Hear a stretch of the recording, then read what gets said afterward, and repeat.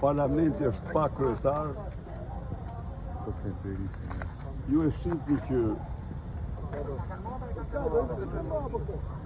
përgjegjësia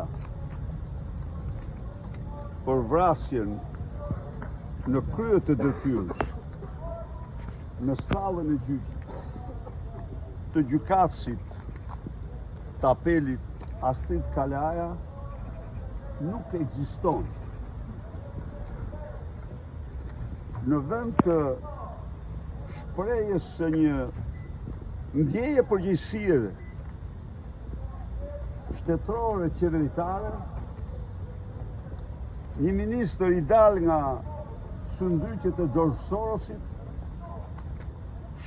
shpërthen me një fjalor ordineri, me një fjalor që dëshmon të gjithë brëndin e tij se çfarë përfaqëson. Gjykatësi është vra, është ekzekutuar në mënyrë barbare në krye të detyrës. Dhe ju e pat, narkoqeveria dje,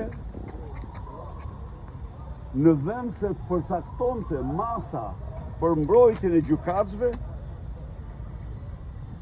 do duplikoj masat për mbrojtjen e skapistëve. Unë nuk jam kundër mbrojtjes së skapistëve, por gjykata e apelit dhe gjykatësi i apelit në aspektin e vendimit është më i rëndësishëm i vendimarrjes gjyqësore dhe nuk shkrojti as një fjalë, as një gërm. Pra, do mbrohen 18 vet, se çfarë do bëhet me 200 të tjerë, siç ishin mbeten. Siç ishin mbeten. Ky që foli sa ajo s'fliste dot ministra që mashtoi publikisht, nuk tha një fjalë. Ministra që mashtroi pardje publikisht që policia s'ka punë me sigurinë e gjykatave, në fakt ka, dhe nxori një Tajan Shuti, s'ka ndodhur ndonjëherë, flet ministri për ministrin. Ngrihet ballo thotë të dalë thotë jashtë se i tha dikush idiot. Po ai edhe fjala idiot fyhet me te. Po sigurisht, dëgjojeni fjalën e tij. Dëgjojeni fjalën e tij në parlament, më thotë. Aty është vrarë një njeri dhe këta asnjë përgjegjësi. Në fakt ai e vrau shtetin. Në kuptimin, dhe s'kam thënë dhe dje, tham dhe sot, e vrau shtetin në kuptimin se ai ishte totalisht pa asnjë mbrojtje sikur të ishte në kafene.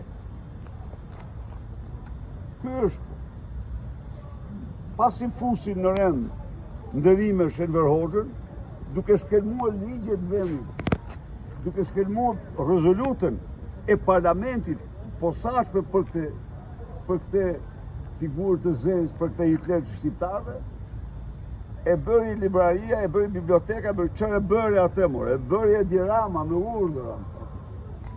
E bëri Edi Rama me Niko Peleshin. Ju e shihni çfarë shkarjesh. Çto shumë shkruan. Del bën avokatin e Koçiu. Ai është ministri, ai flet për ministrin e Bashkë, ngrihet ministri i drejtësisë. Në një fjalë, si të shkiti parlament me i mbushur me përfaqësues të karteleve të drogës të një. Të institucionet drejtësisht ditën e djeshme nga të marrëve ka ngritur alarmin që siguria në gjykatat shqiptare është zero. Madje sipas tyre gjykata duhet të rindërtohen për shkak se është e pamundur që të ketë siguri për gjyqtarët dhe për prokurorët dhe jo vetëm.